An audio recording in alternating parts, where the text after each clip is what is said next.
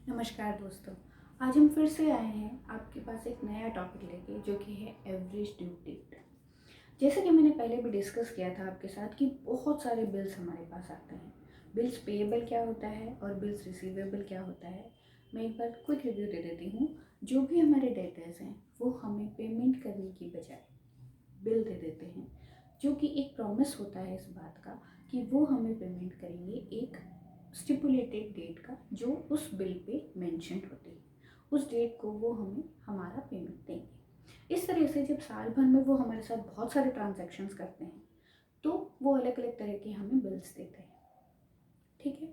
इसी तरह से अगर अगर मेरे क्रेडिटर्स मुझसे पैसा मांगते हैं तो मैं भी उन्हें बिल दे सकती हूँ, जो कि मेरे लिए बिल्स पेएबल होंगे, क्योंकि वो एक लायबिलिटी है और मुझे उन्हें पेमेंट करना है। तो बिल्स रिसीवेबल वो बिल्स जो मैंने रिसीव किए हैं जिनका मुझे पेमेंट मिलेगा, यानी कि जो मेरी एसेट है। और बिल्स पेएबल जो कि मेरी लायबिलिटी है, क्योंकि मुझे उन्हें पे बैक करना है।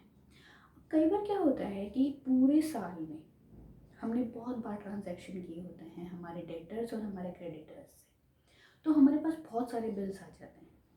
अब उन सभी बिल्स की ड्यू डेट भी होती है अलग अलग। जैसे कि मैंने एक एग्जांपल से समझाया, यहाँ पर राम और कंपनी ने एक्सेप्ट किए हैं, यानी राम और कंपनी के लिए वो बिल्स पेएबल हैं, वो लायबिलिटी है। ठीक है। तो उसने हमारे अलग अलग ड्यू डेट के बिल्स हैं उसके पास, जो उसे पे करने हैं। अब इसमें आता है फर्स्ट, जो उसने एक्सेप्ट किया था मार्च 10 को, ये साल 2020 की बात करें। ठीक है। 2000 मार्च 10 2020 को उसने 20,000 रुपये का बिल एक्सेप्ट किया था, जिसकी ड्यू डेट है मई 13। इसी तरह से अप्रैल 12 को उसने एक और एक्सेप्ट किया था, जिसकी ड्यू डेट जो कि 10,000 रुपये का बिल है और ड्यू डेट है जून 15।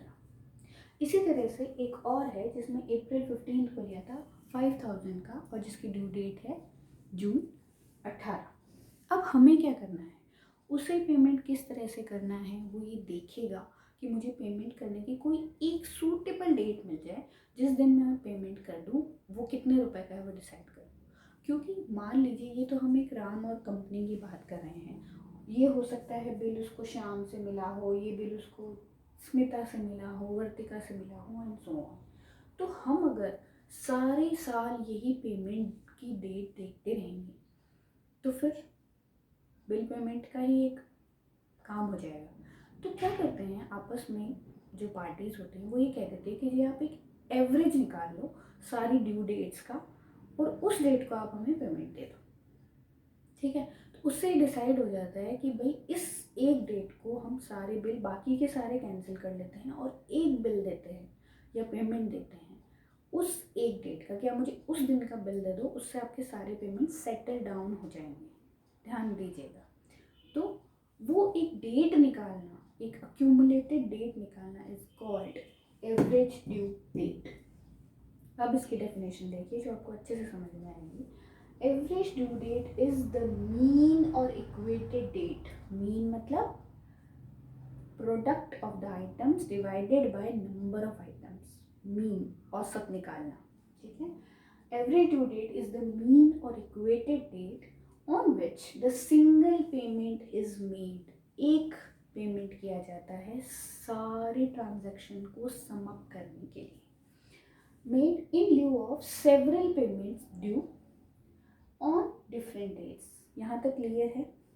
Without any loss of interest. मान लीजिए कि मेरे पास 10,000, 12,000, 15,000, 16,000, 18,000, 20,000 तक के पेमेंट थे। किसी भी पार्टी को इंटरेस्ट का लॉस नहीं होना चाहिए कि जी आपका ब्याज कम लग गया या आपका ब्याज ज़्यादा किसी को ज़्यादा मिल गया। तो वो एक एवरेज ड्यू डेट इस तरह से निकाली जाती है कि लॉस ऑफ इंटरेस्ट ना हो। तो मैं हिंदी में बता देती हूँ, एवरेज ड्यू डेट या औसत देय तिथि एक ऐसी तिथि है जो इन सभी डेट्स का मीन है, यानी कि औसत है। सभी डेट्स का एक औसत है, जिससे कि हम अलग अलग तिथियों पर पेमेंट करने की बजाय, अलग अलग तिथियों पर भुगतान या प्राप्त करने की बजाय हम किसी एक तिथि का बिल निकाल लेते हैं उस बिल को एक ही तिथि को हमें पेमेंट करना होता है। इसे हम औसत देय तिथि कहते हैं, यानी कि एवरेज ड्यू डेट कहते हैं। Average due date is a equated or mean date on which instead of making so many payments we are required to pay only once. Okay, so this is the average due date. Now this is the example. अब methods पे आते हैं, किस किस तरह से हम due date निकाल सकते हैं। तो पहला मेथड है ऑर्डिनरी मेथड।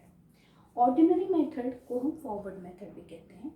इस मेथड में हम क्या करते हैं कि हम हर ट्रांजैक्शन की ड्यू डेट को 31 मार्च यानी कि क्लोजिंग डेट ऑफ स्टेटमेंट्स से कैलकुलेट करते हैं।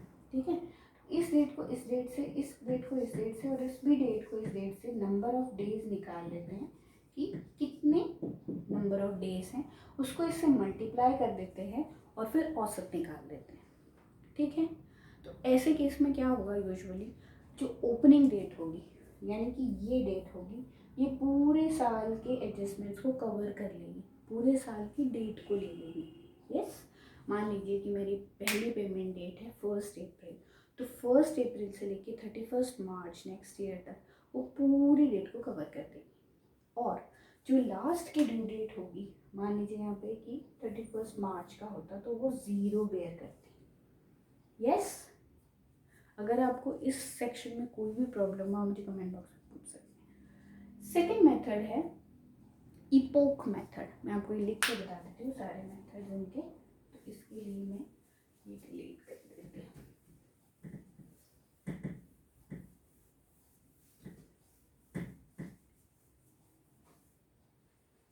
अब आता है मेथड्स। फर्स्ट मेथड है ऑर्डिनरी या फॉरवर्ड। सेकेंड मेथड है इपोक। इपोक मेथड में हम क्या करते हैं कि हम जो फर्स्ट डेट है किसी भी ट्रांजैक्शन की, उस डेट को हम मेन डेट मान लेते हैं। जैसे हमने 1 अप्रैल मान लिया, तो अब हम क्या करेंगे, 1 अप्रैल से जितनी भी ये ड्यू डेट्स हैं इसमें हम फर्स्ट डेट या ओपनिंग डेट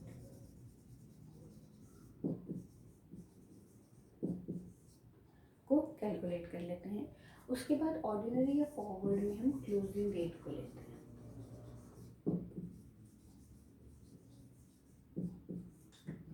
क्लोजिंग डेट को हमने कवर कर लिया।